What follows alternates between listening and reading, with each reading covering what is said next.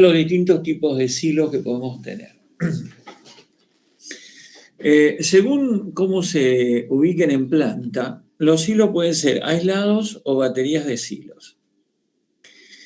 Un silo aislado es simplemente un recinto único, inconexo con otros.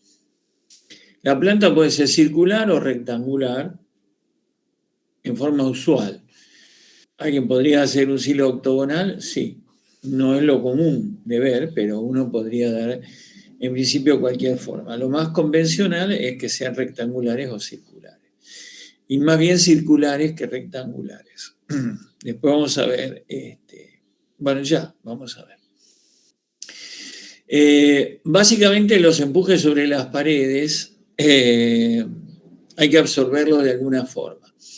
Si uno tiene una planta circular, como la presión es uniforme, o se puede suponer inicialmente al menos, que la presión es uniforme sobre todos los puntos de la pared, eso da un estado de simetría rotacional y eso hace que una envolvente circular se comporte como envolvente cilíndrica de pequeño espesor y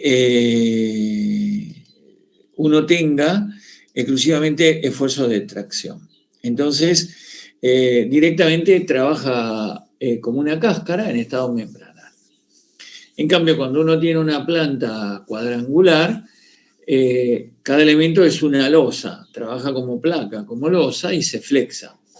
Entonces, las placas están sometidas a flexión, corte y tracción por los esfuerzos que tiene que tomar para equilibrar las acciones entre dos paredes opuestas, ¿no? Entonces, dos paredes opuestas, las paredes perpendiculares se traccionan para equilibrar el esfuerzo interno que generan las presiones sobre las paredes contiguas. Entonces, en ese sentido, por ahí hay alguna ventaja en las plantas circulares que uno no tiene flexión, porque la tracción la va a tener de todos modos, pero la flexión es también muy demandante en armadura y entonces puede convenir la planta circular. Otra situación, en vez de tener silos aislados, es tener baterías de silos, es decir, varios silos que están unidos entre sí, como en este caso. Por ejemplo, son 6 celdas, 6 unidades circulares, pero conectadas entre sí, que generan incluso 2 espacios entre esos silos que se llaman entresilos, precisamente, y que también se utilizan, obviamente, para acopiar materiales. La misma situación de una batería de planta cuadrangular es la que se ve en la figura 9.2 a la derecha, que en ese caso serían 6 recintos cuadrados conectados, compartiendo paredes entre ellos. Bueno, ¿esto qué ventaja o desventaja tiene? ¿Por qué las baterías de silos y por qué no todos silos aislados? Bueno, cuando uno quiere hacer los silos aislados, si uno no quiere tener cerca un silo de otro, pegado uno con el otro, tiene que dejar un espacio para circular entre ellos y ya lo obliga a utilizar una planta más grande. Entonces uno cuando tiene silos aislados necesita disponer de un terreno mayor. Las baterías de silos son más compactas, se pueden manejar en una superficie en planta más pequeña. También permiten que uno pueda conservar, acopiar, ensilar materiales, a lo mejor del mismo tipo, pero de diferentes calidades. Imagínense, por ejemplo, que es un molino harinero que está acopiando trigo. Entonces el trigo puede tener distinto tenor de gluten y eso le da distintas calidades y eso permite que en la molienda obtener distintos tipos de harina, gluten u otro componente, ¿no? Entonces uno los puede clasificar y tenerlos guardados en diferentes recintos con diferentes calidades y después uno puede hacer la mezcla que quiere para conseguir el producto que precisamente quiere o necesita. Que si uno tiene un solo silo, eso obviamente no lo puede hacer, tiene que mezclar todo. Entonces eso es una de las ventajas de las baterías de silo. Estructuralmente hay una desventaja respecto a los hilos aislados porque ya los estados membranales se pierden, aún en el caso de elementos circulares. Porque hay interacción entre las paredes, entonces cuando se llena un silo, no puede deformarse libremente y eso genera interacción y aparecen efectos flexionales y de corte, aparte de los esfuerzos de tracción. Y puede incluso hasta aparecer esfuerzos de compresión, según cómo uno cargue la batería. Esa es otra de las cuestiones que también hay que considerar en una batería, que hay que pensar en diferentes estados de carga, porque uno puede tener estos dos silos llenos y los demás vacíos, o puede tener este lleno y los demás vacíos, etc.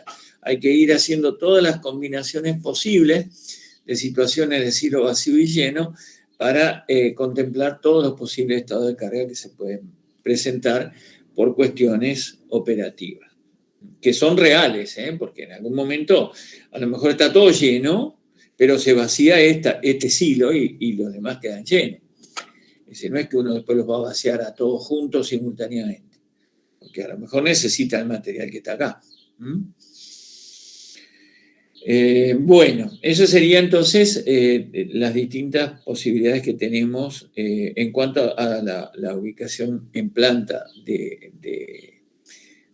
según la planta de los silos, podemos tener estos tipos, silos aislados o baterías de silo.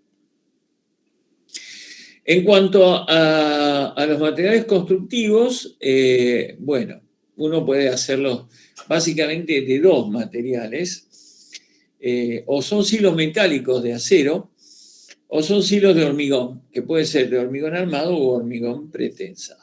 Eso es una posibilidad. Uno podría hacerlo de madera o mampostería sonchada, porque hay que tener algún elemento que tome la tracción, pero eso en general, si bien existen, son silos muy pequeños. Ya en grandes dimensiones eso no es usual. En el caso de los silos metálicos, normalmente los van a ver como silos circulares, y con espesores de chapa muy pequeños. ¿Por qué? Porque como justamente si uno tiene un elemento circular con carga simétrica, tiene un estado membranal, básicamente una envolvente cilíndrica de pequeño espesor sometida a una presión interior, hace que las paredes se traccionen. Entonces, hacerlo de chapa es ideal porque uno tiene un tensor, digamos. La chapa es el elemento que idealmente va a tomar la tracción. Con lo cual, los hilos metálicos de chapa, en ese sentido, son óptimos. Porque cuando uno lo hace de hormigón armado, por ejemplo, uno hace las paredes de hormigón, pero después lo que trabaja es el acero que uno le coloca adentro. El hormigón sabemos que a tracción no trabaja o no se considera que trabaje. Entonces, el hormigón es el material de relleno para que yo constituya una pared, porque si colocara solo armadura me quedarían huecos, no sería un silo, no sería un recinto cerrado. Pero el hormigón no está para colaborar en la resistencia estructural si el estado es un estado membranal. En cambio, los silos metálicos, en ese sentido, hay una cuestión óptima. Pero no todo es tan beneficioso, sino que hay un problema. Como el efecto de silo, que se produce tanto en un silo hormigón como metálico, como cualquiera sea el material constructivo, va a generar que se transfieran cargas verticales a las paredes. Si uno hace un silo exclusivamente de chapa, una chapa muy fina, esa chapa no va a poder transferir por compresión la carga hasta el fondo y se va a abollar.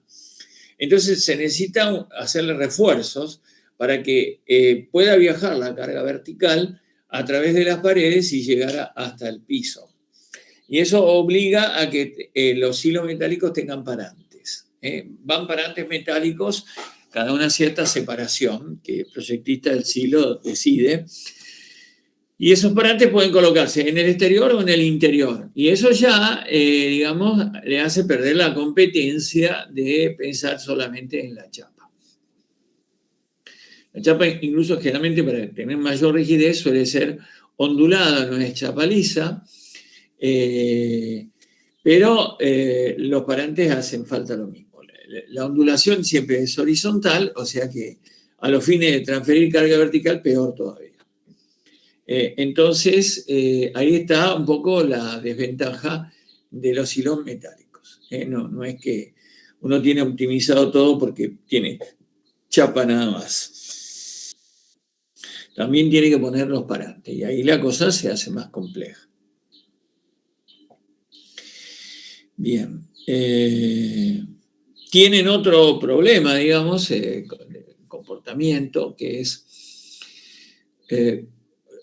cuando el cielo está vacío, es una estructura, parece una estructura bastante endeble, bastante débil, y si sopla el viento, que ya no va a generar un estado de carga asimétrico, totalmente asimétrico, incluso con lugares con presiones y lugares con succiones, eso hace trabajar al silo en un estado que no es membranal, y si no tiene los rigidizadores correctamente colocados para evitar que pase lo que voy a decir ahora, los hilos metálicos se abollan. Entonces, un silo, si viene un viento muy fuerte y encuentra un silo metálico vacío, lo más probable es que se abolle, se vuelque, se rompa.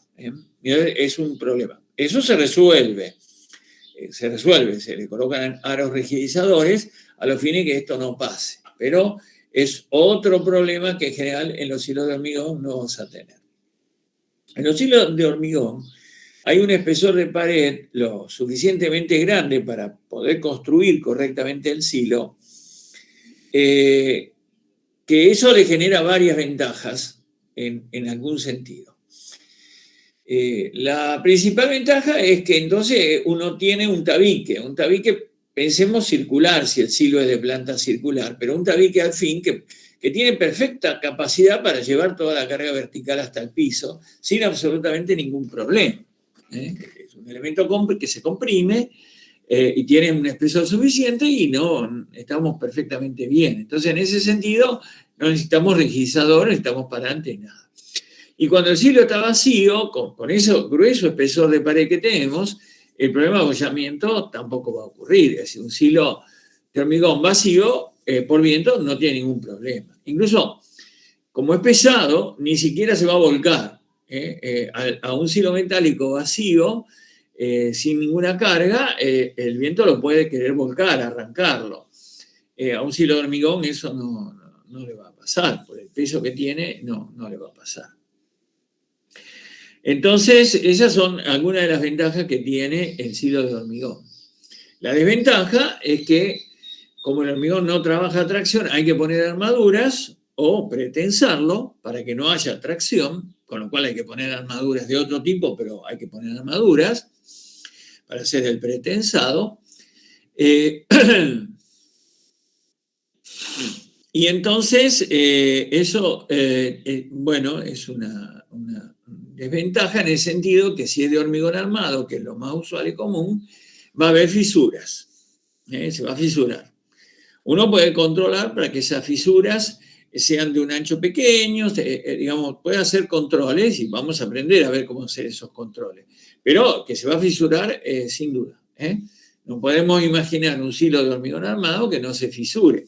Si alguien le pide eso, ustedes no tomen el trabajo porque no lo van a poder conseguir.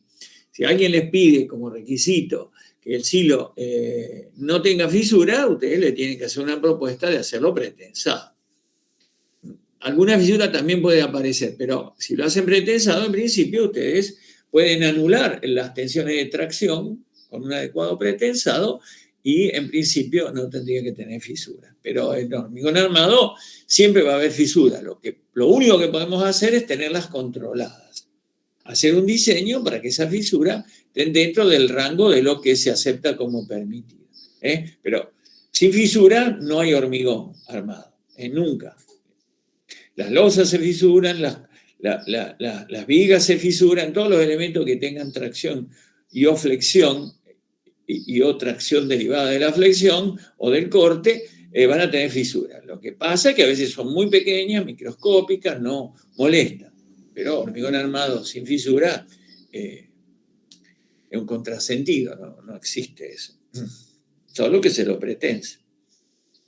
Pretensado sí. Bueno.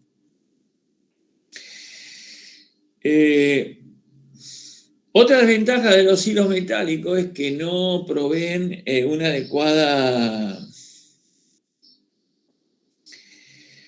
aislación térmica, porque digamos, la chapa es muy delgada y la temperatura pasa rápidamente del interior al exterior y viceversa. Y eso en algún material puede traer un problema. Por ejemplo, porque esos cambios de temperatura podrían provocar condensación de humedad.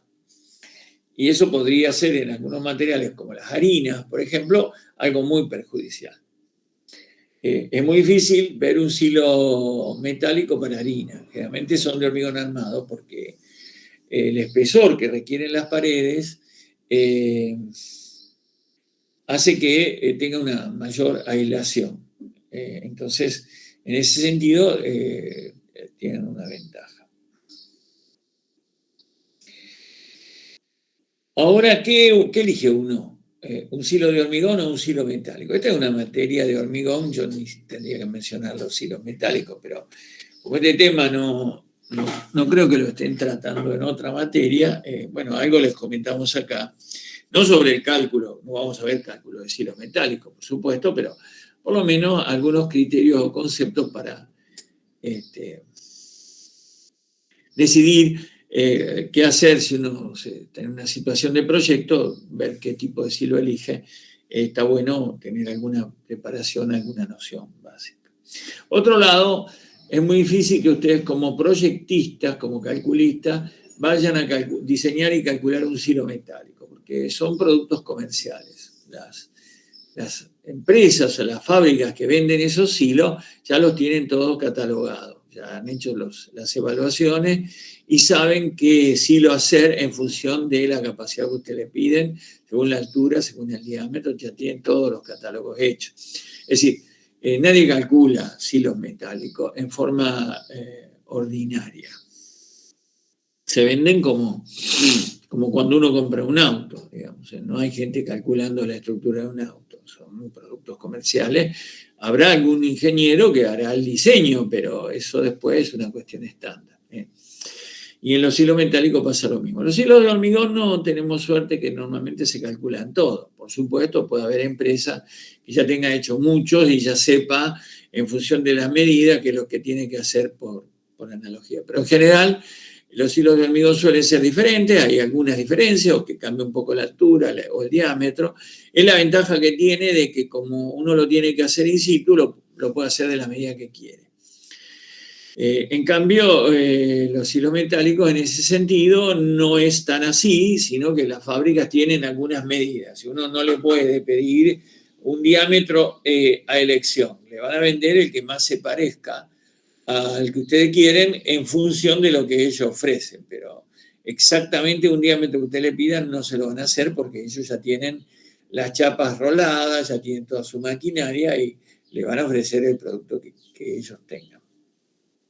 En hormigón uno lo puede hacer como quiere. Bueno, pero ¿y entonces cómo lo elijo? ¿Qué elijo, el de hormigón o el metálico? Bueno, en general hay dos cuestiones. Una es funcional, algo yo ya les comenté, a veces no se puede elegir un silo metálico por un motivo o a veces no se puede elegir uno de hormigón por un motivo. Por ejemplo, si usted necesita indefectiblemente que no haya fisuras, ustedes van a ir más bien a un silo metálico y no a uno de hormigón. Porque saben que en hormigón o lo hacen pretensado o va a haber fisuras. Entonces, si uno tiene que lograr una cierta estanqueidad, digamos, va a preferir seguramente un silo metálico. Y si no es una cuestión funcional, que lo que generalmente es determinante es el costo, los precios. Entonces, en general, cuando un comprador no tiene una predilección establecida,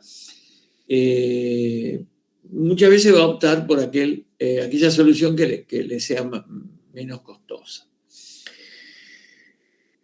Y en este sentido, los hilos de hormigón recién empiezan a ser competitivos cuando almacenan cantidades grandes.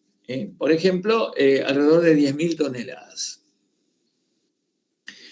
A partir de ahí en más, los hilos de hormigón generalmente son competitivos, son más baratos que los hilos metálicos, pero para capacidades menores y especialmente capacidades chicas, seguro que la solución pasa por los hilos metálicos. Esos hilos que uno a veces suele llamar hilos de chakra, que son esos hilos chicos, de a lo mejor 500 o al sumo 1000 toneladas, uno lo puede ver en un campo que a lo mejor el dueño del campo tiene un silo o puede ver en los acopios de los pueblos que los hilos van a ser siempre metálicos. Muy raro que vean ustedes hilos de hormigón.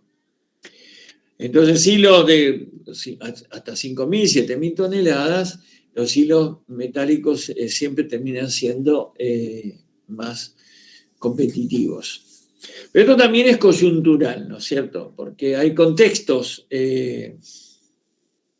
socioeconómicos en nuestro país, más que en otros lados del mundo, que las reglas parecen ser un poco más claras y permanentes y duraderas a través del tiempo. Nosotros pasamos de una economía de mercado a una economía controlada, es decir, tenemos restricciones para la importación, tenemos facilidades para la importación, o sea, hay un contexto muy variable. Ustedes son jovencitos, a lo mejor no le ha tocado tanta variación en los años en los cuales uno tiene más conciencia de esto, porque todavía son jóvenes, pero yo que ya soy una persona grande, en 40 años, un poco más, no, casi 50 años de mi vida, en donde tengo una idea de la situación sociopolítica de nuestro país, he visto absolutamente todo lo que a usted se le puede ocurrir. Entonces, con esto que le quiero decir, que hoy a lo mejor, el día de hoy, resulta conveniente un hilo de hormigón, y la semana que viene, que el dólar, que hoy está a 210 pesos, se fue a 350, no. O sí, o al revés, digamos. Entonces, todas esas cosas no generan reglas fijas. Yo los valores que les digo son cuestiones muy generales, pero que no pueden de ninguna manera tomarse como absolutas, para hacerse una idea. Normalmente, en grandes capacidades, los hilos de hormigón son más económicos que los metálicos, pero esa regla no es una regla muy general que coyunturalmente puede cambiar. Yo puedo citar un ejemplo de una empresa que está acá muy cerca de la ciudad de Rosario, donde hace ya unos años, unos cuantos años, quería ampliar su acopio en 100.000 toneladas y que estaba pensando en 6 hilos de 17.000 toneladas cada uno aproximadamente. Y salió con un pliego pidiendo hilos de hormigón, digamos, un poco por esta regla. Bueno, yo durante muchos años le he hecho ingeniería de obras civiles, de plantas de silos a una empresa que vendía y todavía vende, pero ahora muy poco, silos metálicos. Y bueno, y en ese momento histórico le resultó competitivo al comprador esos hilos. Hicimos una batería de 6 hilos metálicos de casi 17.000 toneladas cada uno. Cuando la lógica hubiera sido que tenían que ser hilos de hormigón. Y eso, bueno, fue así. Hoy, a lo mejor hoy no es así, porque el precio que tiene el dólar hoy, está bien que uno se importa, si lo dejan importar, porque esa es otra historia, no lo hace al dólar blue, lo hace a un dólar mucho más barato, pero bueno, hay que ver qué pasa, porque el hormigón armado tiene un componente importante que es una mano de obra, y la mano de obra es local, y a veces la mano de obra está devaluada, como en este momento, en relación al dólar. Argentina tiene precios de mano de obra bajos en relación a otros momentos de su historia. Bueno, entonces eso es un poco algún comentario general que les puedo decir sobre esta cuestión. Es decir, no hay reglas fijas, solo decir que en grandes capacidades generalmente los de hormigón es donde batallan. En pequeñas, ni soñando. Y en el medio, una gama de situaciones particulares en cada contexto histórico. Bien. Si los silos fueran silos prismáticos o baterías de silos, generalmente son metálicos. Perdón, no son metálicos, son de hormigón armado. Porque los metálicos, al tener estados que no son membranales, ahí tienen grandes problemas y no son competitivos.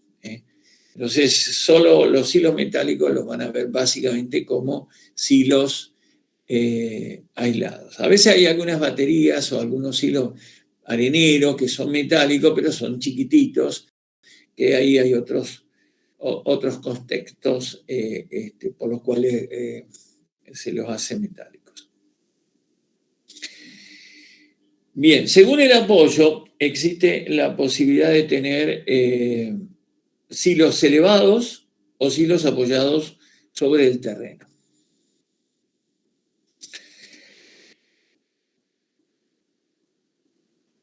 ¿Cuáles serían las ventajas de un caso u otro caso?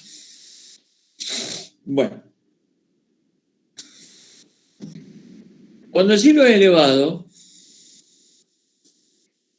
uno puede tener la boca de descarga a una altura suficiente como para que uno cargue en forma directa al transporte que tiene que llevarse el material que uno tiene ahí adentro.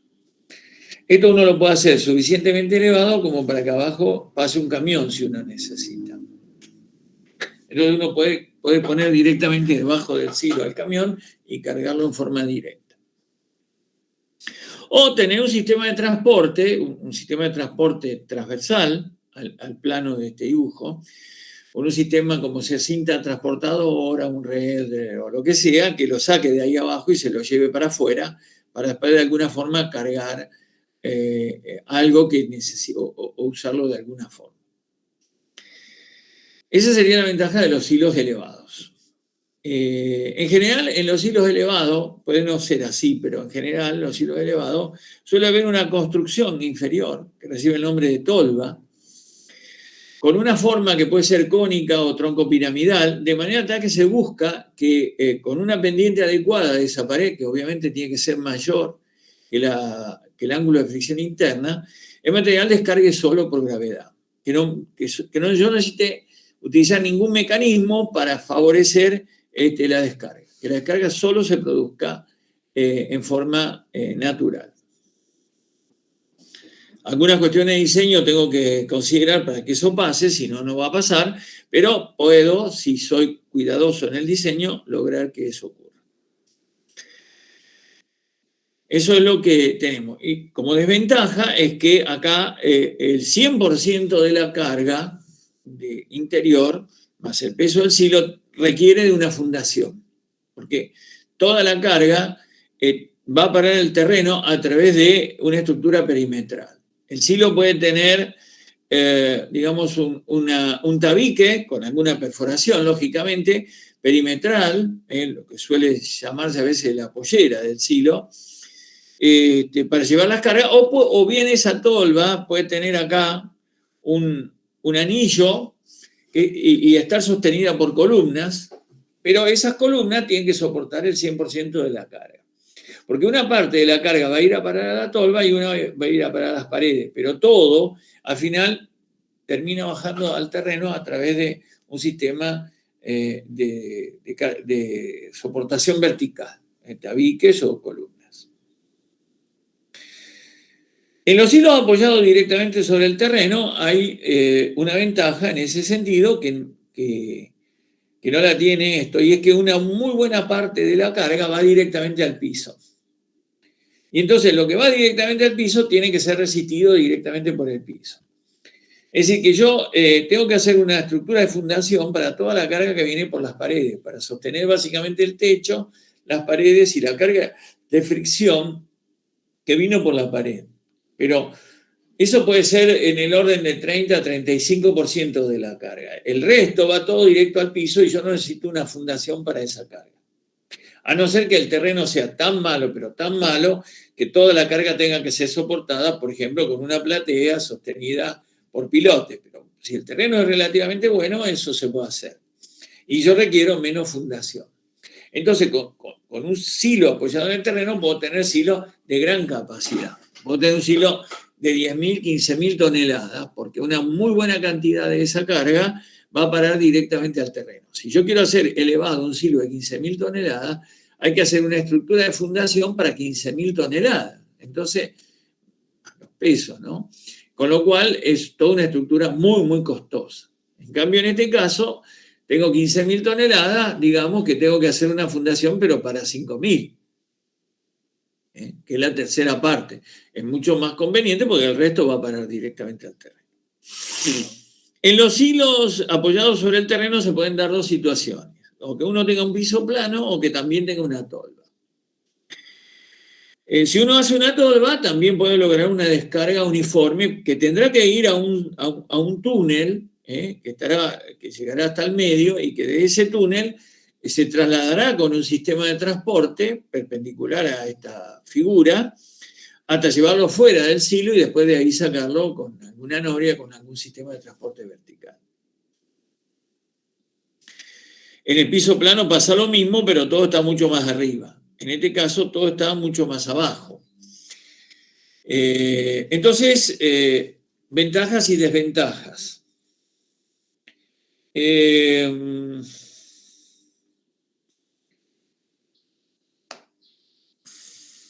La ventaja de tener una tolva es que yo todo el material lo descargo en forma directa, no me tengo que ayudar con nada.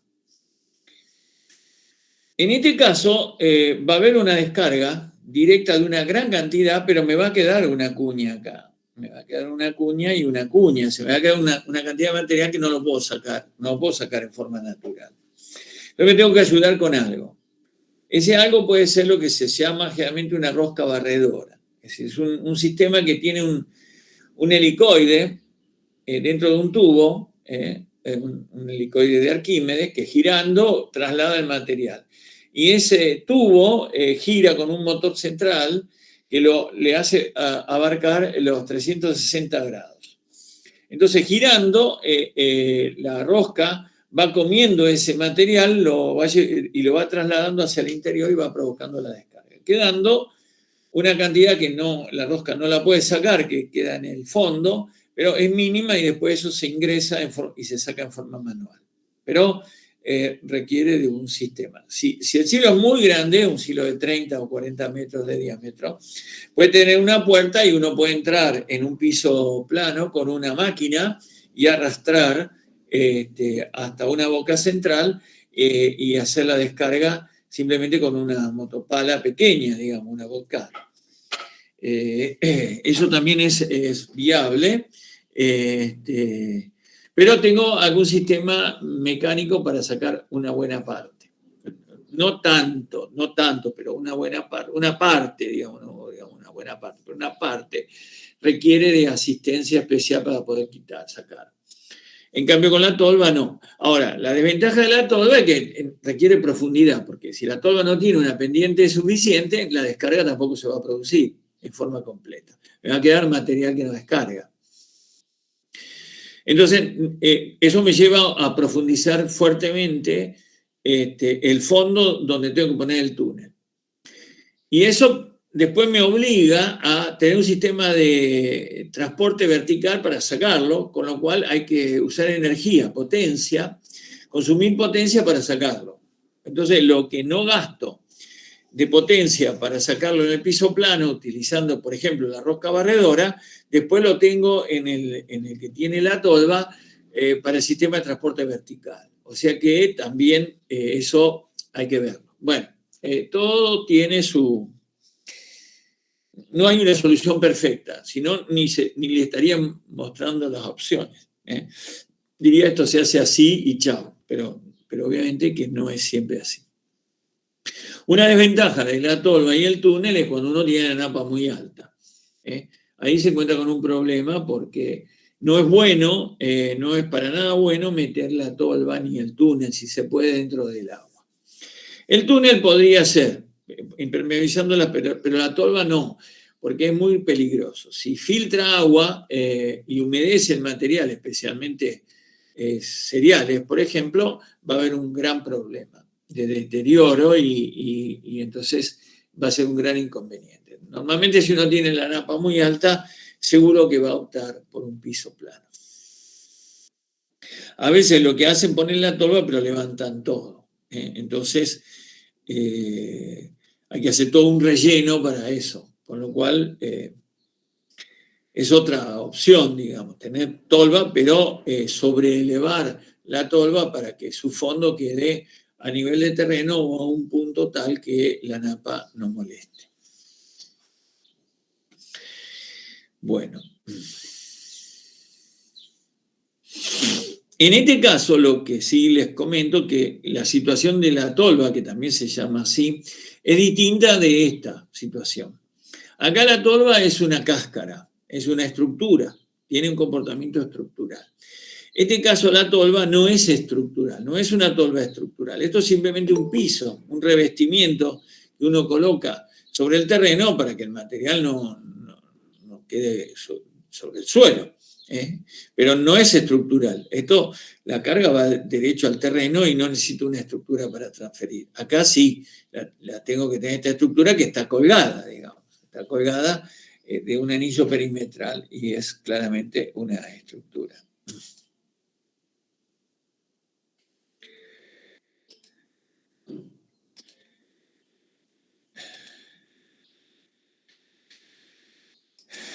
Bien.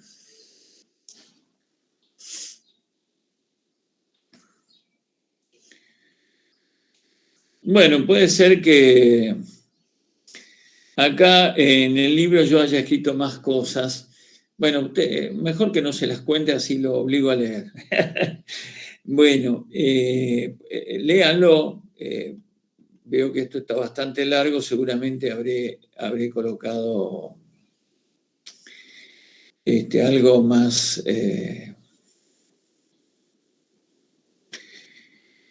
Algo más que ustedes podrán leer del libro. El último párrafo de este tema habla del caso de las celdas, de los hilos celda. Los hilos celda, como yo les comenté en la clase pasada, son muy extendidos en planta. Tanto es así, ahora después les voy a mostrar ejemplos, pero hemos hecho silos de 300 metros de largo, 80 metros de ancho, 70 metros de ancho. En esos casos las paredes son muy bajas y el piso está a nivel de terreno natural o rehundido. Cuando se hunde, cuando se hace un hundimiento de piso, se genera lo que se llama una olla, ¿no? Y las paredes laterales tienen un talud que va a depender de las características del suelo. En nuestra región, que tenemos un suelo muy cohesivo, se puede manejar hasta pendientes de 70 grados. Y entonces ya tiene entonces una gran cantidad de material se acopia por debajo del terreno natural, sin hacer una estructura en especial, solo hay que hacer una excavación. Por supuesto que eso se aumenta, se duplica con lo que uno copia con una pared razonablemente alta, más todo lo que da el llenado con el ángulo de trogel que uno tiene al hacer la descarga del material. En nuestra región más o menos se puede trabajar hasta 10 metros. La olla puede tener una profundidad de 10 metros sin problema, ya mucho más no, porque después nos acercamos a la napa. Como entre la barranca y la cota del río, en la zona portuaria aledaña a Rosario, tenemos aproximadamente 15 metros. La napa a veces puede estar un poco más alta, obviamente, que la cota de agua del río, no mucho más, porque ya en la cercanía tiende a bajar indefectiblemente. Y entonces 10 metros es algo que hemos hecho muchas veces y que se puede hacer. Yo más de 10 metros no me acuerdo que haya hecho, y no conozco que haya, pero hasta esa profundidad se puede. Lo cual da una gran cantidad de copio dentro del propio suelo, ¿no? Bueno, les voy a mostrar seguidamente ejemplos para ilustrar un poco todo lo que yo dije, donde van a ver distintos casos. Algunas de las soluciones que voy a mostrar yo tuve que ver, otras no. Bien. vamos a ir viendo las fotos y les voy a ir contando un poquito. Estos son 5 silos aislados de hormigón armado. Esto se proyectó en mi estudio, lo proyecté yo concretamente. Están construidos en la planta de Terminal 6 que hay en Puerto San Martín. Estos silos tienen una tolva, por debajo del terreno natural, son de paredes de hormigón armado y tienen un techo metálico. Para cargar los silos hay un sistema de galerías que tiene una estructura principal de hormigón, hecha con vigas de hormigón pretensado, sostenidas sobre bielas que se apoyan sobre los propios silos.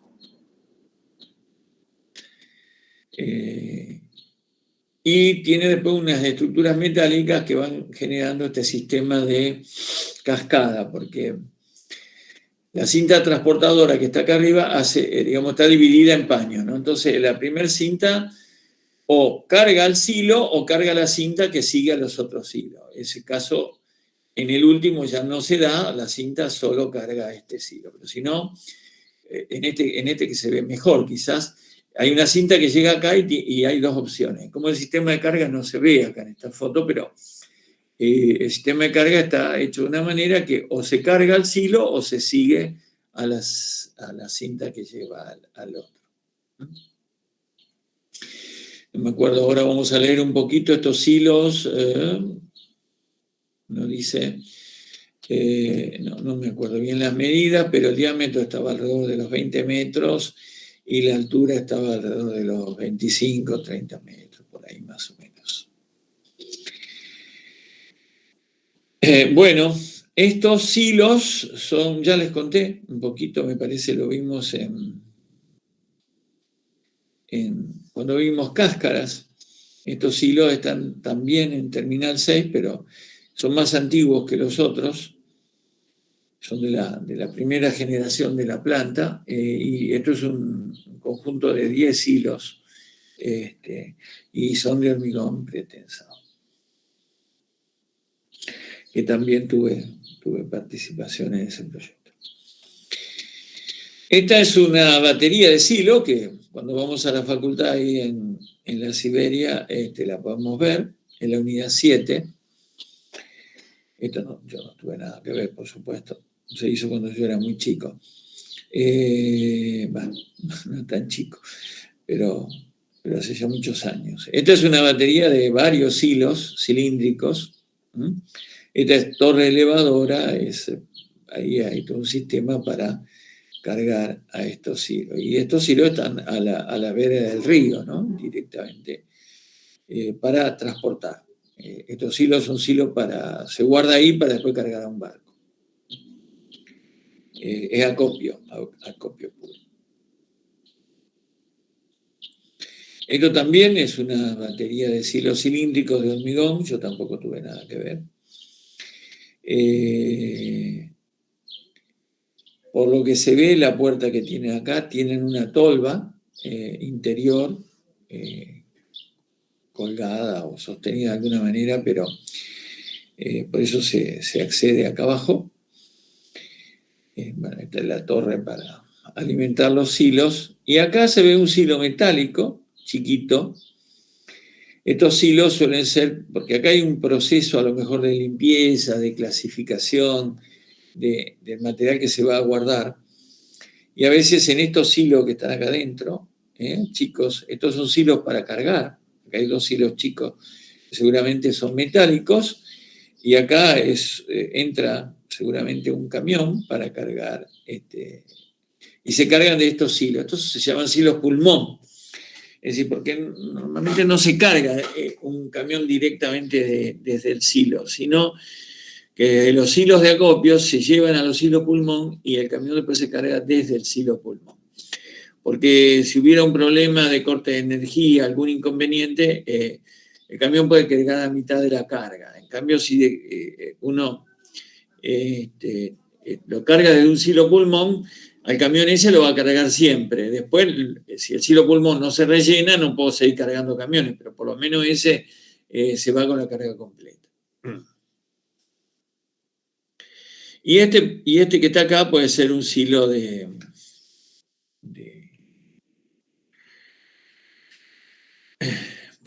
para subproductos, por ejemplo, algún material que se pasó por zaranda y que no es de la calidad adecuada, etc. Este es otro proyecto que también estuve involucrado, que son silos de hormigón con tolvas de hormigón armados. Tienen la pollera, como les mostré antes.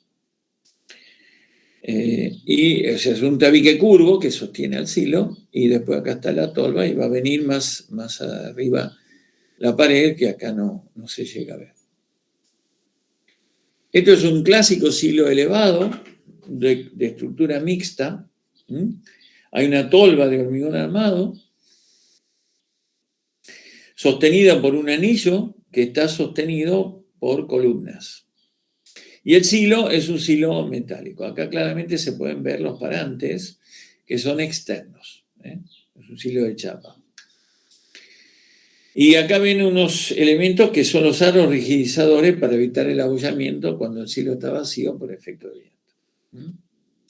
Obviamente este anillo no solo sostiene a la tolva y la carga de la tolva, sino también a la pared y el techo del silo y toda la carga que va por fricción a la pared. En definitiva, esta estructura sostiene el 100% de la carga.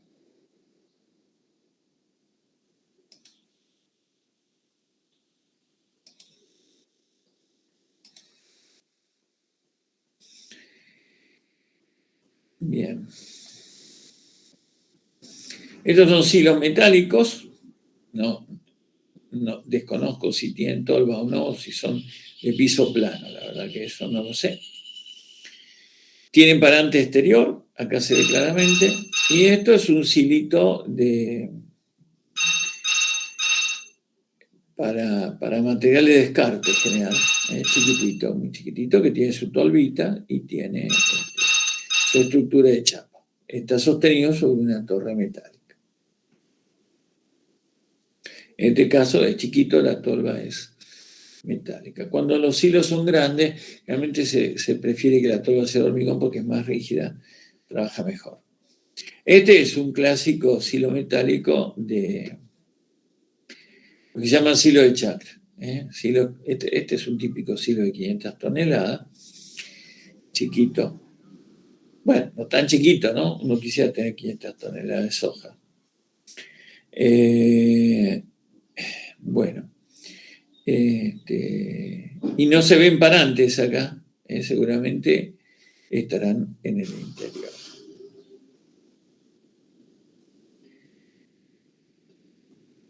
Esta es otra batería de silos. Es un grupo de silos, 4 silos metálicos sobre una estructura de hormigón de infraestructura. Estos silos son de piso plano. Tienen un túnel longitudinal que los vincula a todos con sus bocas, en diferentes bocas, de donde se va a descargar. Y tienen unas bateas que ustedes pueden ver acá, que son para un sistema de inyección de aire, para el sistema para controlar la temperatura. Es la aireación, unas bateas para la aireación. Lo que tiene de interesante esta foto es que hay una cuestión de secuencia, ¿no? Acá el anillo ya se construyó, esto está fundado sobre pilotes, acá eso no se ve. Este proyecto también lo hicimos en el estudio. Se ve un piso, se ve las bateas, después esto se rellenó en este caso.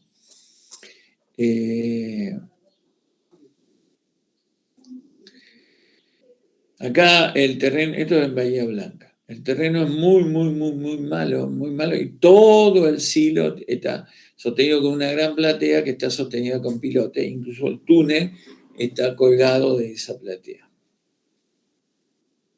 Acá está colocado la primer virola inferior de chapa, y acá está en proceso de construcción. No es que el silo sea así petizo, El silo se empieza a construir desde abajo y se va levantando. O sea, primero construye una virola, después le ponen el techo y después lo empiezan con gatos a subir y le van agregando de abajo. Y se va subiendo. Los silos son más altos. Lo ven acá. Esta es una etapa siguiente, digamos. Es la secuencia anterior, pero en progreso. Ya aquí está terminado el piso y están colocadas las rejillas de la aireación. Acá hay una virola, la primera virola en avance, acá ya la primera virola con el techo y este es el silo terminado. Creo bien didáctico, ¿no? Porque es una secuencia normal de construcción, pero en la foto aparecen varias etapas, lo cual está bastante... Me gustó la foto, digamos, porque así uno ve cómo es el proceso constructivo. Bueno, estas son fotos de silo celda. Esta foto corresponde a una celda de almacenamiento que tiene 180 metros de largo y 70 metros de ancho. Pared de 7 metros de altura y una olla con 8 metros. Es para 200.000 toneladas de soja. Mejor no quieran sacar cuánto dinero es, ¿no? A $400 la tonelada. Bueno, es mucho. Mucha plata. Bueno, les voy a dar vuelta la figura, así la vemos un poco mejor. Esto es lo que yo mencionaba como olla. El piso está a 8 metros respecto al terreno natural. Esta pendiente está muy cerca de los 70 grados. Acá en el fondo, en el medio, hay un túnel. Acá una buena parte sale sola, es decir, si tiramos un ángulo de fricción interna, todo lo que queda por encima de esta cuña se descarga por gravedad y todo lo que queda acá no se descarga por gravedad, se entra con motopalas y se arrastra hasta llevarlo al túnel y se saca de esa manera. Aquí ven las paredes y el techo. El techo en estas celdas generalmente es un arco triarticulado. En este caso es un arco triarticulado metálico que apoya sobre un contrafuerte que tiene una ménsula. Esto hace bajar bastante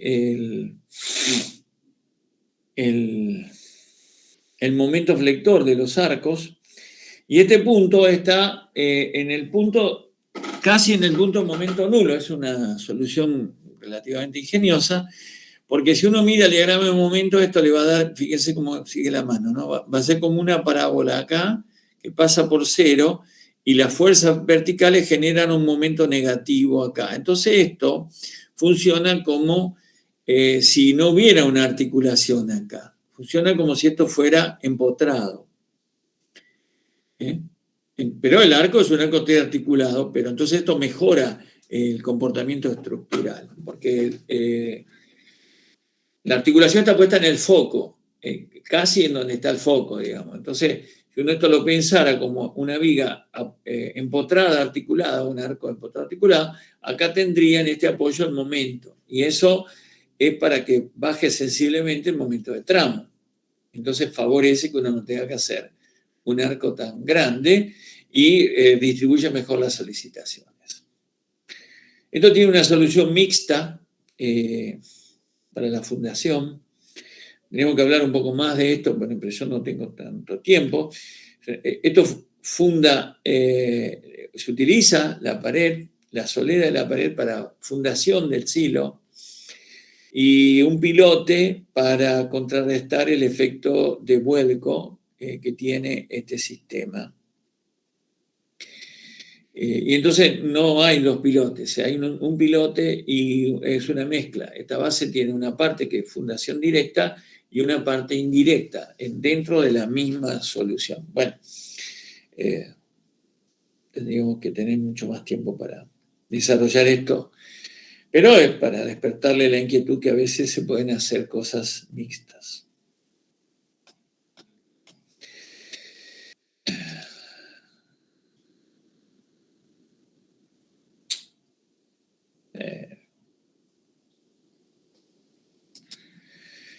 Acá se ve en construcción esa celda. Acá, digamos, estas paredes ya están completas, estos contrafuertes están esperando que llegue el arco y acá los arcos ya se están colocando. Para tomar idea de la magnitud de la obra, miren que este es un camión grande, este es una grúa. Ese puntito, eso que se ve ahí es una persona. Para que tomen idea del tamaño de lo que estamos hablando, de la magnitud de esta obra.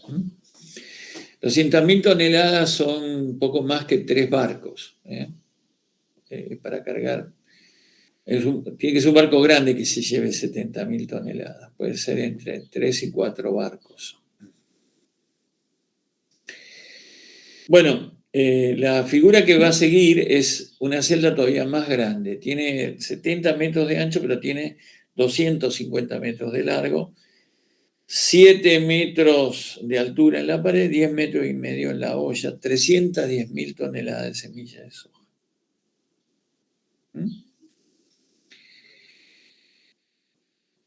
Esta es una de las celdas más grandes del mundo, ¿no? Es esta, muy parecida conceptualmente. Se la hemos proyectado a ambas para el mismo cliente, con el mismo criterio de diseño fueron hechas.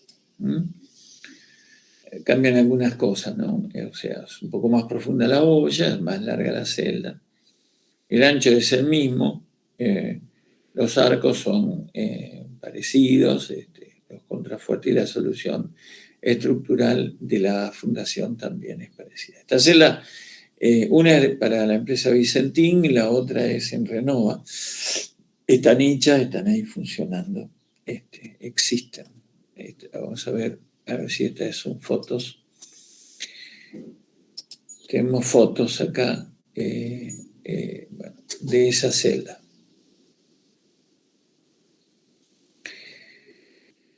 Ya esta está bastante más avanzado, ya tiene el techo completo, ¿no? Entonces, generalmente se suele techar primero y ya sin agua, sin lluvia, trabajar en los pisos. Acá hay todo un sistema también de canales con aireación para inyectar aire para bajar la temperatura si hay focos de cereal que aumenta su temperatura.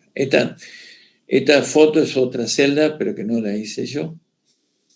Esto es lo que suele llamarse capilla, una estructura que se coloca, en este caso en el extremo, para hacer que el material permita el ingreso de una motopala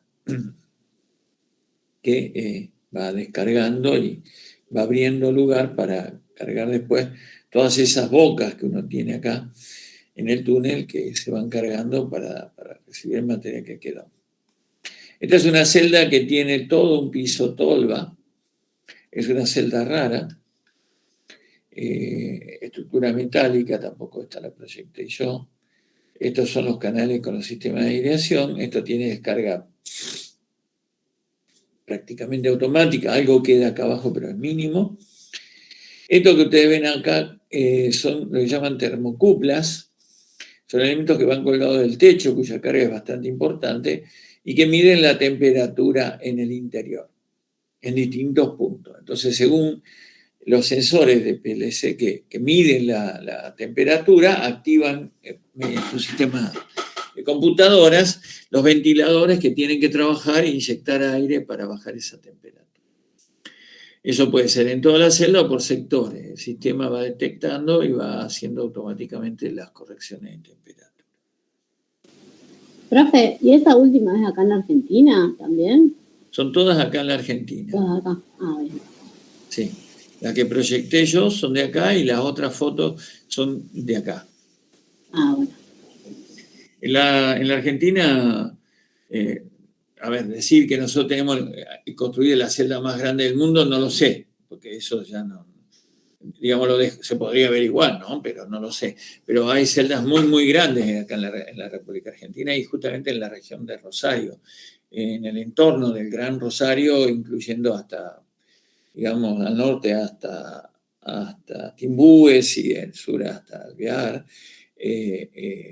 Existe uno de los zona de exportación más grande del mundo. Y las celdas son gigantes, ¿sí? Son gigantes.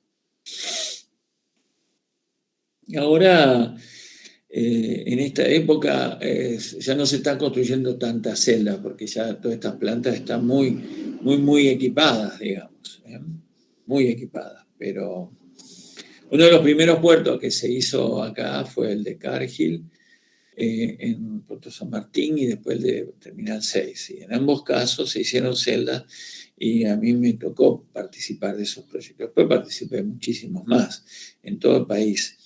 Cuando yo trabajaba en una empresa, después yo me independicé, puse mi propia empresa. Y a partir de ahí después hicimos varias celdas también, pero bueno, siempre en la Argentina. Ahora hace poco me tocó hacer la auditoría del proyecto estructural de una celda que ya está pronta a construirse en Paraguay. Pero no hice el proyecto, hice de auditor, digamos. Hice la revisión del proyecto, de la ingeniería. Bueno, muy bien. Esto para que se ilustren de las cosas que se pueden hacer. Son obras magníficas, son muy lindas, muy interesantes. Bueno, uno tiene que tener la fortuna de que le toque hacerlo, ¿no? Y no es algo que bueno, surja todos los días. El trabajo más frecuente son los edificios, que demandan muchas horas de ingeniería, son muy rutinarios, no son muy agradables de hacer, pero paran la olla, como dirían los abuelos nuestros, ¿no? Si uno pudiera trabajar en estas obras es otra cosa. Bueno, cuando uno está en un estudio tiene a veces la fortuna que hace un poco de todo y cada tanto agarra algo de esto y ahí es donde uno se divierte un poco, ¿no? Pero bueno, hay que tratar de hacer todo lo más que se pueda. Bueno, vamos a seguir. Tipos de flujos. ¿Cómo se llena y cómo se descarga un silo? Bueno, bastante tonta la pregunta, pero tiene que ver con todo lo que quiero explicarles ahora. Los silos se llenan desde la parte superior, generalmente centradamente, porque uno lo que quiere es que el silo se vaya llenando en forma simétrica. Y la descarga se hace a través de una boca o varias bocas que coloca en el fondo. Eso es el sistema normal. Si uno puede, lo preferible es que haya en la descarga una sola boca central. Si no, vamos a ver los problemas que genera que uno no tenga una sola boca central. Pero si hablamos del llenado, si hablamos del flujo de llenado, el flujo de llenado normalmente es suficientemente lento, gradual y simétrico. Generalmente, a mí nunca me tocó el llenado que no sea centrado. En toda mi vida nunca me pasó. Que la descarga no sea centrada sí me ha tocado muchas veces, pero el centrado generalmente siempre es uniforme. Entonces eso genera sobre las paredes una carga que es simétrica rotacionalmente. Así que en el flujo de llenado no hay demasiadas opciones. Puede ser más rápido o más lento, pero es gradual y simétrico. Pero la descarga puede tener situaciones muy distintas. La cosa en la descarga es diferente y ahí pueden presentarse diferentes situaciones. Para empezar tenemos que hablar de que la boca de descarga, vamos a pensar primero que hay una sola, ¿no? Que la boca de descarga puede estar centrada o puede ser excéntrica. Entonces, si tengo una boca, esta podría estar en el centro o puede ser excéntrica. O puedo tener varias bocas. Cuando tengo varias bocas, ¿qué puede pasar? Que la descarga inicie por la boca central, entonces es como que las otras no están. En ese caso funcionaría como tener una sola boca centrada, pero podría ser que por cuestiones operativas, un error de operación o lo que sea, la descarga no empiece en la boca del medio, empiece en una del costado y eso es como tener una descarga excéntrica.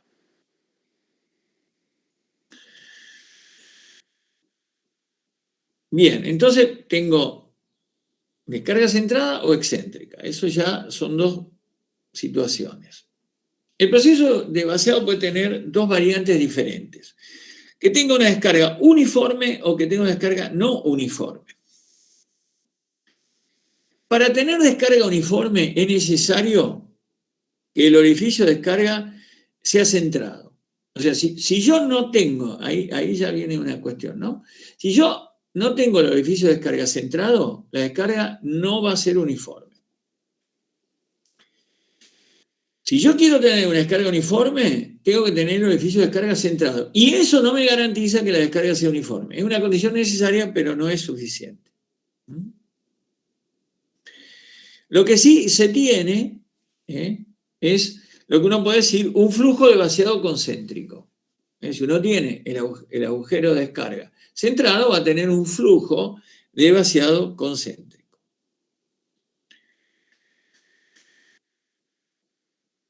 Si uno no tiene la descarga centrada, va a haber una distribución irregular del material durante el proceso de salida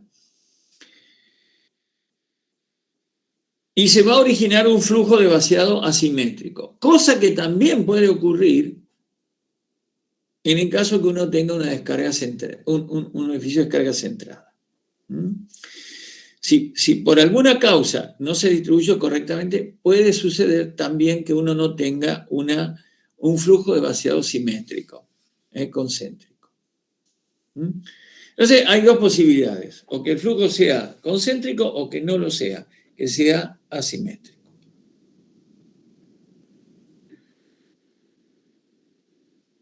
Y eso va a cambiar los estados de carga sobre las paredes y sobre la tolva, claramente.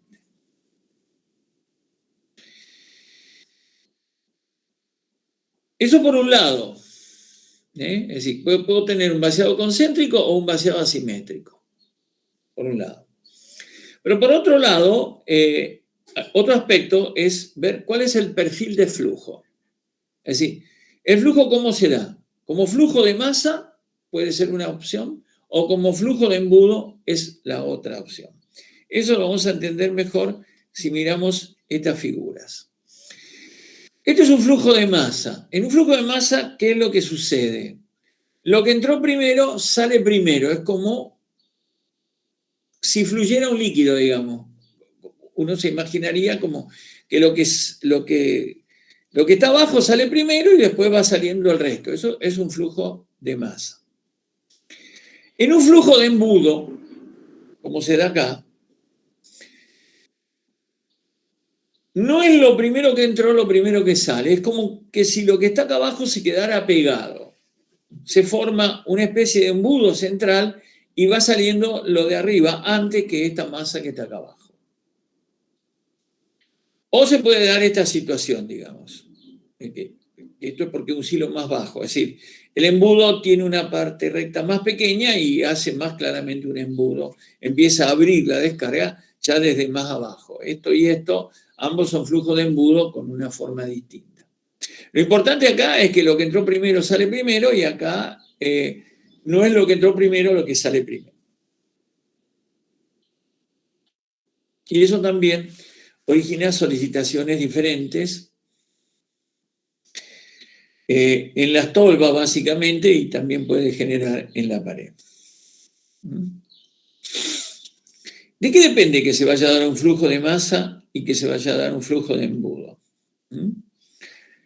Si ustedes miran con atención estos tres dibujos, ustedes deberían notar ya en el propio dibujo una diferencia.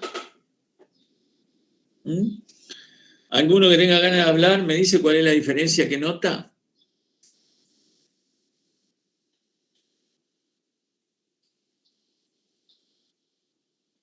Bueno, o no hay nadie escuchándome o nadie nota nada. La inclinación de la parte de abajo. La inclinación de la parte de abajo. Entonces, fíjate vos que claramente cuando uno quiere tener un flujo de masa necesita que la tolva sea mucho más empinada, que este ángulo sea mucho más grande. Para que haya un flujo de masa, la tolva tiene que tener mucha pendiente. Pero no es la única condición, también depende del ángulo de fricción interna, en realidad de la fricción que hay entre el material y la pared, que de alguna forma depende de la pared y también depende del ángulo de fricción interna del material. Básicamente depende de qué tipo de material y qué pared tengo y del ángulo que tiene la tolva. Y ahí hay una serie de tablas que están sacadas del ASI 313 del 16, que me dicen qué tipo de flujo voy a tener. Esto está en función del ángulo θ, que forma la tolva con respecto a la vertical, y está el ángulo de fricción que uno tiene, Hopper es tolva, que uno tiene contra la tolva, pero digamos el ángulo de fricción interna del material pueden considerar como este caso. Entonces, según qué valor ustedes tienen, cuando este ángulo es pequeño, quiere decir que la tolva es muy empinada y el ángulo de fricción interna no es muy grande, ustedes tienen un flujo de masa.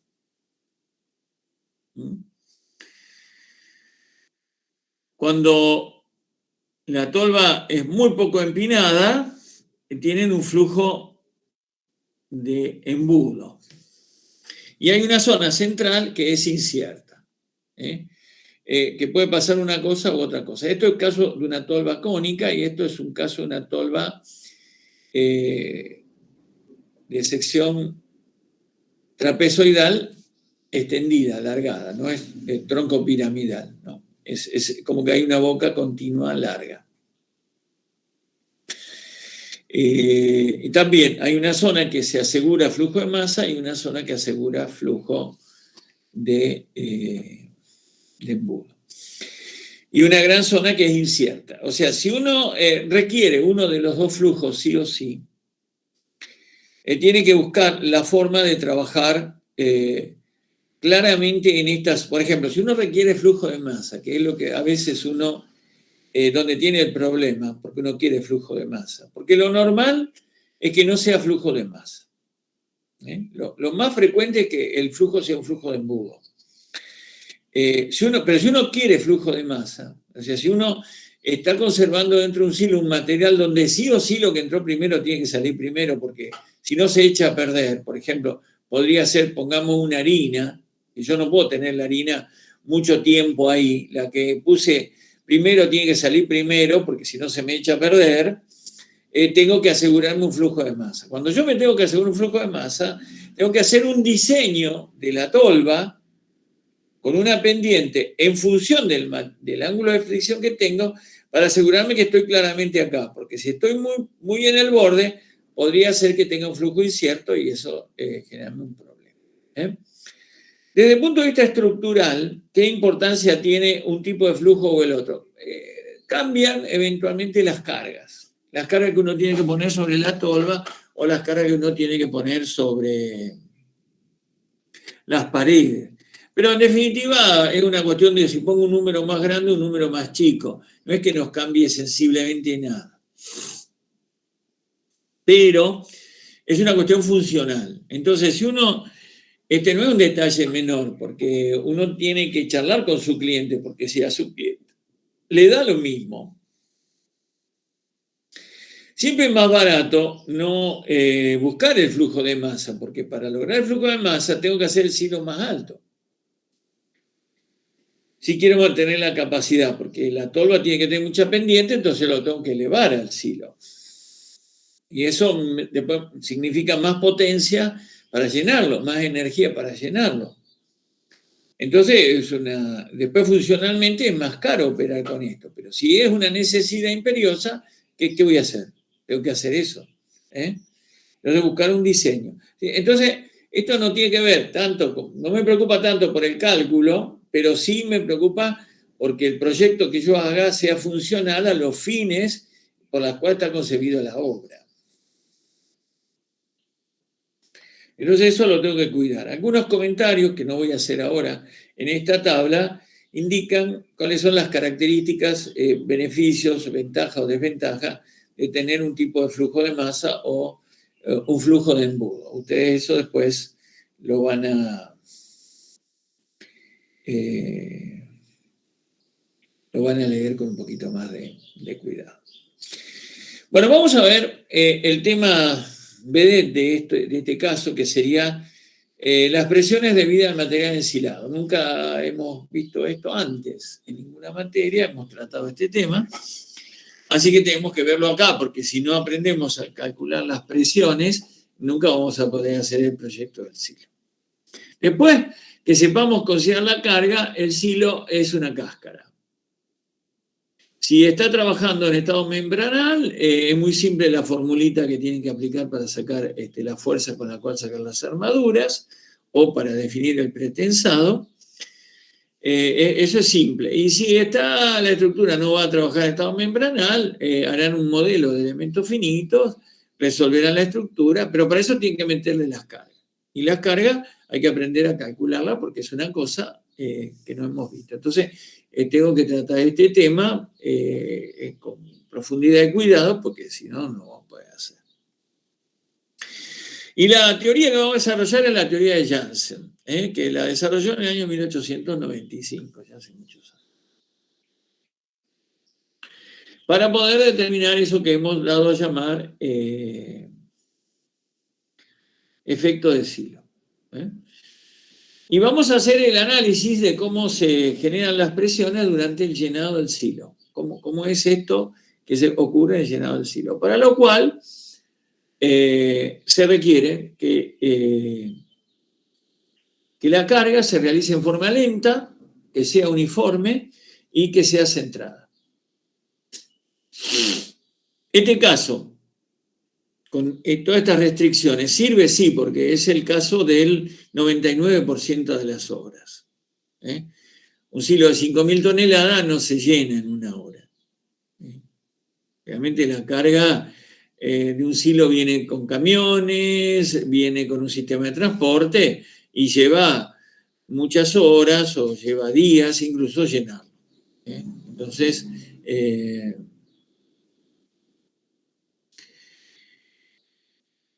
un sistema de transporte muy rápido para llenar un silo puede ser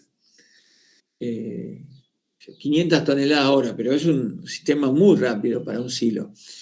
Las cintas de transporte que embarcan en los puertos pueden ser de 1.200 toneladas hora, porque si no el barco está mucho tiempo y cuesta una fortuna tener detenido un barco. Pero ya demandaría en forma continua un silo de 5.000 toneladas 10 horas para llenarse. Es decir, entonces, digamos que es un proceso lento.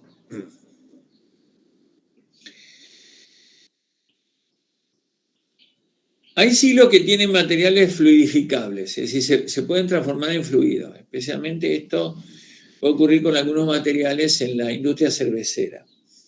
Eso se llama silo de homogeneización. Y esos silos, o aquellos donde el llenado es muy rápido, el llenado muy rápido puede ocurrir en silos pequeños. Uno llena muy rápidamente, pero solamente van a ser silos pequeños. En esos casos no serviría esta teoría que vamos a ver ahora. Habría que ver y hacer consideraciones especiales. Bueno, para hacer el desarrollo de la teoría de Janssen vamos a considerar este esquema. Este es un silo que tiene su tolva y tiene su cúspide. Vamos a imaginar que este silo es un silo de planta circular y entonces tiene un diámetro D. La superficie que se forma arriba, si yo lo lleno desde el centro, es una superficie cónica. Como hay que poner un sistema de referencia ahí para poder calcular las presiones, se elige colocar el cero de ese sistema de referencia en lo que se llama superficie enrasada. ¿Y qué es la superficie enrasada? La superficie enrasada es aquella que se obtiene si yo pudiera pasarle la mano, un rasero, a esto y hacer que todo ese material se distribuya y quede horizontal.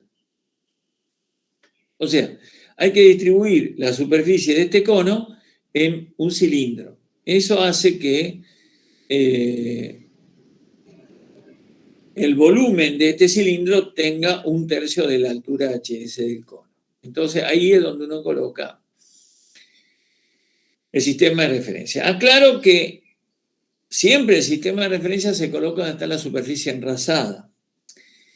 En el caso de una planta circular, esto es claramente un cono y claramente está 1/3 de HS, esta superficie, desde acá abajo, o a 2/3 desde este vértice. Pero si la planta fuera una planta cuadrada, por ejemplo, al llenar desde el centro, la superficie es cónica, pero cuando la superficie cónica se va encontrando con paredes verticales, ya no logra una superficie circular, sino que el cono se va viendo interceptado por planos verticales y se va formando parábolas. Entonces, si uno mira la forma que tiene el material copiado contra las paredes, le va a ver que en su superior hay una parte cónica. Entonces ahí habría que sacar el volumen para ver cómo se enrasa, porque los puntos a donde llega en altura el material de la superficie cónica es distinto. Si yo tomo el vértice del cuadrado, si la planta fuera un cuadrado, o tomo el punto medio de la arista. Entonces, lo que está claro es que hay que tomar la superficie enrasada.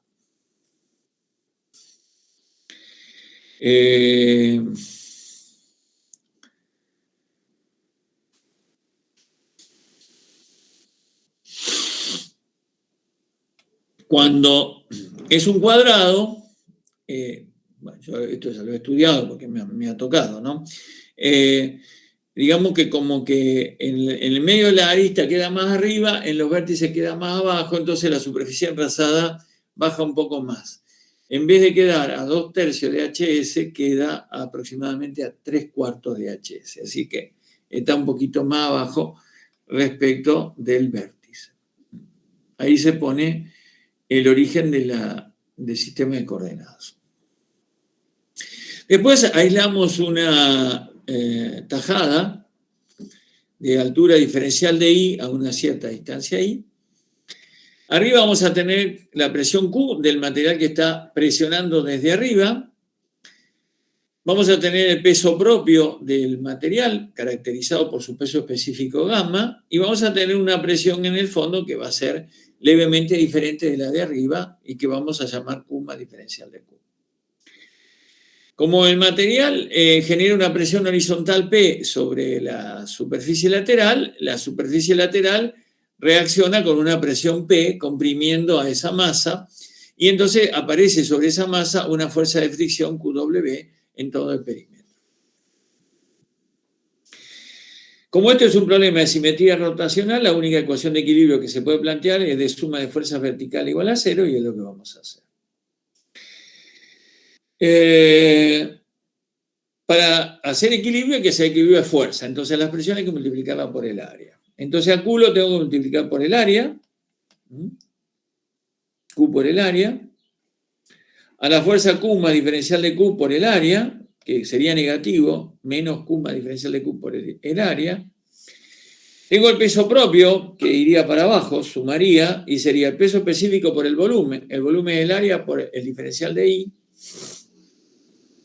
y la fuerza de fricción QW por el perímetro, el área perimetral, no por el perímetro, sino el área perimetral, que es igual al producto del perímetro U por diferencial de I. Todo esto tiene que ser igual a 0. Obviamente, si fuera un hilo de sección circular, el área valdría pi por diámetro al cuadrado sobre 4, si no, lo que sea. Y el perímetro valdría pi por diámetro. Bien. Aplico distributiva, entonces me queda esto. Lo que es Q por A menos Q por A se va, me queda esta expresión. Y a esta expresión la divido toda por el producto A diferencial de I. Si acá divido por A se va y pongo diferencial de I, me queda diferencial de Q sobre diferencial de I, o sea, la derivada de Q con respecto a I. Acá me queda QW, el diferencial de I se va, y me queda U sobre A. Y acá, como dividí por A y por diferencial de I, me queda gamma igual a 0. Y esta es una ecuación diferencial donde todavía podemos hacer una transformación. P, que es la presión horizontal que tenemos acá, es igual a la presión vertical por el coeficiente de empuje activo. Entonces, P es igual a K por Q. Y la fuerza de fricción es la fuerza horizontal P por el coeficiente de fricción mu'. O sea que la fuerza QW es muy prima por K por Q. Eso lo puedo poner acá. El coeficiente K se puede calcular como 1 menos seno de phi. Y si nosotros recordamos que llamamos radio hidráulico al cociente entre el área y el perímetro, que en este caso daría D sobre 4, y nosotros acá tenemos U sobre A, o que podríamos escribir abajo A sobre U, tendríamos abajo el radio hidráulico. Entonces, la ecuación diferencial nos queda derivada de Q con respecto a I, más esta constante por Q menos gamma igual a 0. Una ecuación diferencial de primer grado no homogénea. Alguna ecuación diferencial de este tipo pueden haber aprendido a resolver seguramente en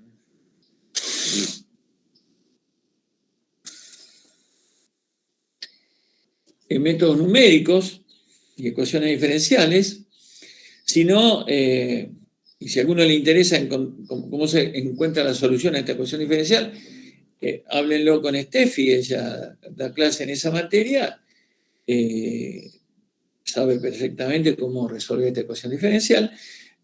En esta materia no nos importa aprender a resolver esa ecuación diferencial, ya conocemos la solución, la ponemos acá, es una exponencial. La solución es esta. Esta da la fórmula de Q sub I. Y esta sería la forma que tiene la función Q sub I. O sea que acá donde arranca la presión es 0, es obvio, y toma un valor máximo en correspondencia con el fondo de la envolvente. Lo que yo le dibujé en línea de trazo sería cómo sería la presión si fuera un líquido. Si hubiera sido un líquido, tendríamos el diagrama de presión sería gamma por I. En cambio nos queda esta función que está acá. Obviamente todo lo que no está en la zona rayada es lo que se fue a la pared.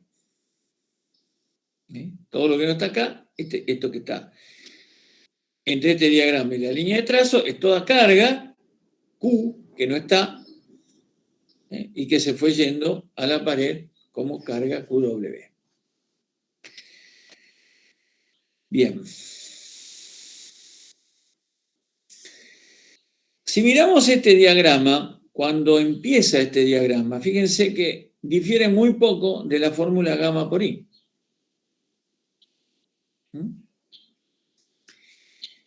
Quiere decir que si el silo es muy bajo, el efecto de silo no se nota. El efecto de silo se empieza a notar cuando el silo es esbelto. Ahí sí, porque se le empieza a robar cada vez más. Incluso si dibujáramos esta curva, más todavía, veríamos que esta función no es asintótica. Nunca es asintótica, siempre es creciente, pero cada vez crece menos. Cada vez se hace, siempre es rara, ¿no? Porque cada vez crece menos, pero no llega a una asíntota. Pero cada vez crece menos, o sea que quiere decir que si el silo es muy esbelto, prácticamente a partir de una cierta altura es como que ya no aumenta más la presión sobre el vertical. Y todo se empieza a ir por fricción. Entonces, los hilos muy altos, una gran cantidad de carga se va por la pared. En los hilos más bajos, menos cantidad. Pero es como que esto llega a un determinado momento que se queda constante, como si se hubiera llegado a una asíntota.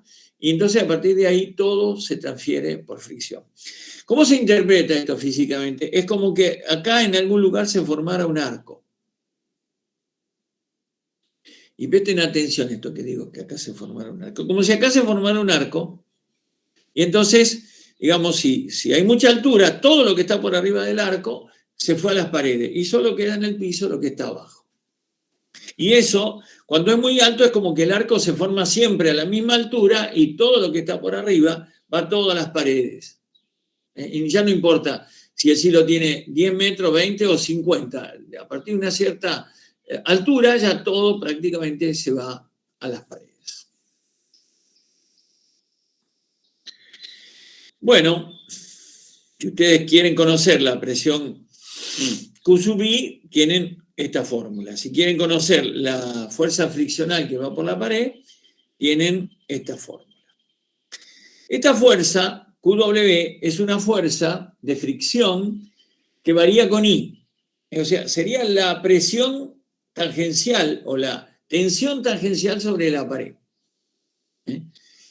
Si uno quiere calcular en la pared, uno más que necesitar la fuerza repartida sobre la pared, lo que uno quiere es cuánto se va acumulando de carga. Es decir, desde el techo a los 5 metros, ¿cuánto ya tengo acumulado por unidad de perímetro de la carga vertical? ¿Cuánto se suma? Eso sería la fuerza N que yo voy teniendo. Una fuerza N axial en la pared que va variando de arriba para abajo, pero que a mí me interesa el valor acumulado, más que la carga. Ese valor acumulado, uno lo puede calcular, porque uno puede decir, el valor acumulado, que yo llamo BI, el valor de la fuerza QW que se acumuló a una cierta distancia, por el perímetro, daría toda la fuerza que está en la pared. Más toda la carga Q, la presión Q por el área, daría la carga total. Y eso entonces es igual a A por gamma por I. A por gamma por I es toda la carga que hay adentro. La carga B por unidad de perímetro multiplicada por M metro da la carga que está en la pared resultante. Y área por la carga Q da la carga que yo tengo en la superficie, en el interior. O sea que yo a la fuerza B acumulada la puedo sacar reemplazando términos como el radio hidráulico gamma por I menos Q de I. O sea que si tengo la fórmula de Q de I, que la tengo acá, con esta expresión saco a cada altura cuánto se me fue acumulando por fricción. No es una fuerza total, sí es una fuerza por unidad de perímetro, ¿no? ¿Ve? Acá va multiplicada por el perímetro, o sea que B es una fuerza por unidad de perímetro. Es la acumulación de las presiones PW, desde la cúspide hasta la distancia I que yo quiera. Y la presión horizontal, que es la que también me va a interesar, se calcula con esta fórmula que está acá. ¿Para qué quiero la presión horizontal? Y con la presión horizontal yo voy a dimensionar las armaduras de la pared. ¿Y para qué quiero la fuerza B sub I? Y porque con la carga vertical voy a considerar la fuerza de compresión que hay en la pared y en particular, si tomo el valor en el fondo, la carga que voy a tener que considerar para diseñar una base para esa pared. Entonces, en general, me interesa la presión Q. Esta presión Q. ¿Me interesa acá dentro de esta masa? Y la verdad que no me interesa. ¿Dónde me interesa la presión Q? Y la presión Q me interesa generalmente acá. La carga que tengo arriba de la tolva para después poder calcular la tolva. Entonces, de todos los valores que yo necesito, con respecto a Q, en general lo único que me importa es la carga Q que me llegó al fondo. Lo que está pasando dentro de la masa acá adentro, lo puedo saber, pero no tiene interés estructural. La carga PW que yo tengo como tensión tangencial no me interesa. Lo que me interesa es cómo varía B. En particular, cuánto tengo B en este punto, porque es todo lo que se acumuló para poder calcular la base. Y también si quiero, para ir dimensionando a compresión la pared, que en general funciona bien, no tiene problema de requerimiento de armadura, por ese motivo. Pero también por eso. Y después lo que sí me interesa en toda la altura es cuánto vale P. Porque P me da la fuerza horizontal, con la cual yo voy a tener que sacar las armaduras en esta pared. Y esa sí me interesa en toda la altura, porque como va variando con la altura, la fuerza P tiene esta misma función, esta forma, pero afectada a una constante. O sea, la forma es la misma. Tendría otra magnitud. Si yo quisiera graficarla, a lo mejor tendría que haberla graficado acá con una curva igual, afectada a un coeficiente de ponderación de amplitud. Y esa sí me interesa en todos los rangos, porque yo obviamente voy a poner más armadura abajo, menos por acá, menos por acá, menos, hasta que termine definitiva arriba, tal vez poniendo la mínima. Bien.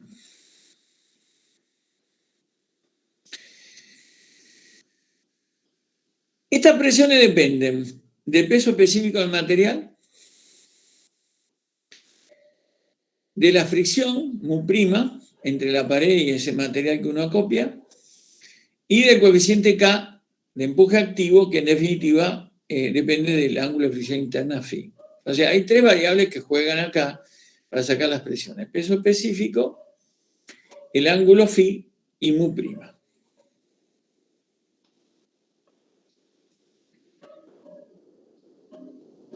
Si uno tiene en claro cuánto valen esas tres variables, si a uno le dan un proyecto y le dicen, mire, usted en su cálculo ponga tal cosa,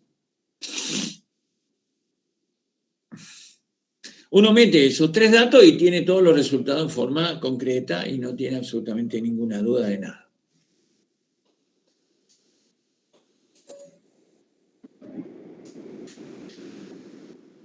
Si uno no sabe exactamente, y a veces no sabe exactamente, porque son datos relativamente inciertos, a veces porque son datos relativamente inciertos y a veces porque el que usa el silo lo puede usar con diferentes materiales, especialmente en el caso de los acopios de cereales y semillas. De pronto ahora la cosecha de soja va soja dentro del silo. Pero después viene la cosecha de maíz y va maíz. Y después viene la cosecha de trigo y va trigo. Entonces, cada material tiene valores diferentes y uno tendría que hacer evaluaciones sobre valores diferentes. ¿Qué dice la norma ASI 313-16 con respecto a cómo hacer las verificaciones? Dice, mire, si usted no sabe exactamente qué tomar con respecto a gamma, mu', y K, porque tiene dudas, por supuesto que si uno tiene ciertos tipos de materiales y para esos materiales tiene datos ciertos, uno hará 3 o 4 o 5 verificaciones, cada una con datos ciertos. El problema es que a su vez uno puede tener cierto rango de incertidumbre para cada material, porque uno dice, ¿qué ángulo de fricción interna tiene la soja? Algunos dicen 26 grados, otros dicen 30 grados, otros dicen 28 grados. Si no es un dato único. Entonces, el reglamento dice, mire, si usted tiene dudas y no sabe exactamente qué valores tomar, haga lo siguiente.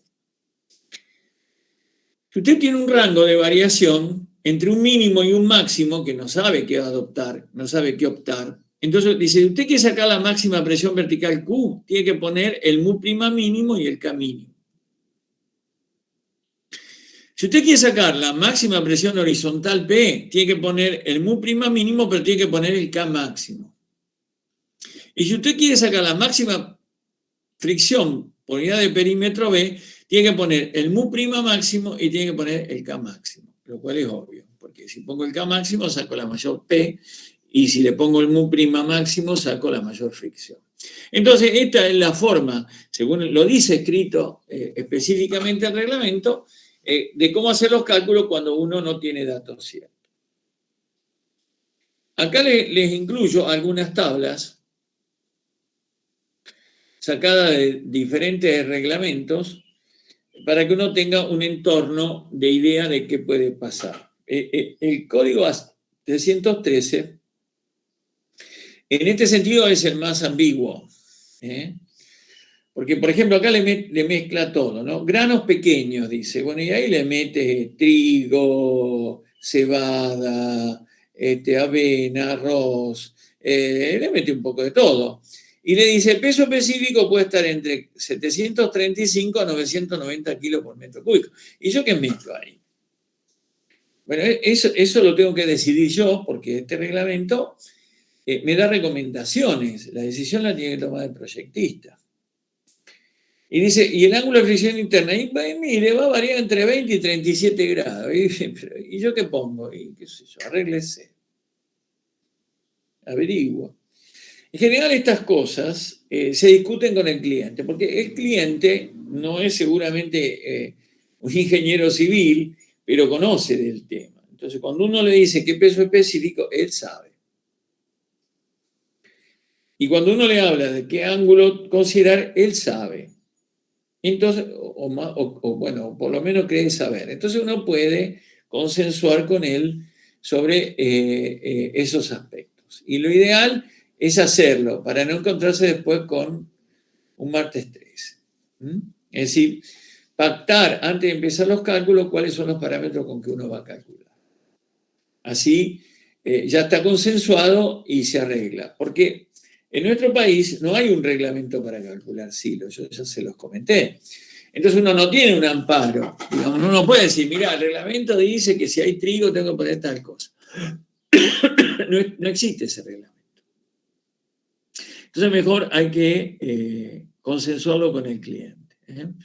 Dice, si el silo es de hormigón, el ángulo de fricción mu', dice, va a variar entre 0,29 y 0,47. Pero no me dice entre 0,29 y 0,30. Me dice entre 29 y 47. Es mucha la diferencia. Hay que saber elegir ese valor. Esto es lo que está en el código ASI. Esto es lo que está en el Eurocódigo. El Eurocódigo, en ese sentido, es más concreto. Si tengo trigo, me dicen 9 kilonewton por metro cúbico. Entonces ahí uno ya tiene datos más precisos. Entonces, si uno está trabajando con el código ASI y el código ASI no le da valores precisos, uno podría decir, bueno, ¿en qué entorno está el trigo? Entre 7,35 y 9,90. ¿Qué dice el Eurocódigo? 900, digamos, si quieren. 9, ¿no? 900 kilos por metro cúbico. Bueno, tomo 9. ¿De dónde lo saqué? Me avalé en esto. Está en el entorno del otro y este me da un valor más concreto.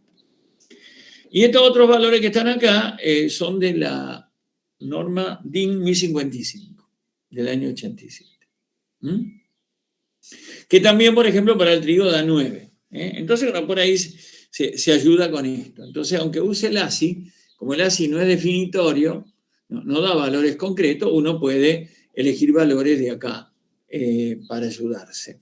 Y en este sentido, por ejemplo, la 1055 tiene una ventaja, habla de 3 coeficientes mu, acá no lo llama mu', lo llama mu, pero es el mismo valor.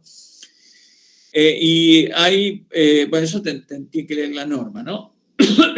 Hay para superficie más lisa, menos lisa y más rugosa. En general, para el hormigón estamos con el mu'2. Acá, por ejemplo, aparece la soja.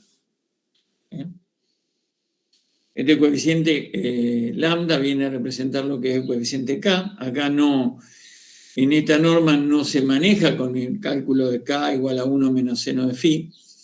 En esta norma el ángulo phi no aparece directamente el lambda, porque lambda viene a ser K para esta norma y ellos lo han sacado experimentalmente. Y entonces no tiene una fórmula de cálculo. Bien.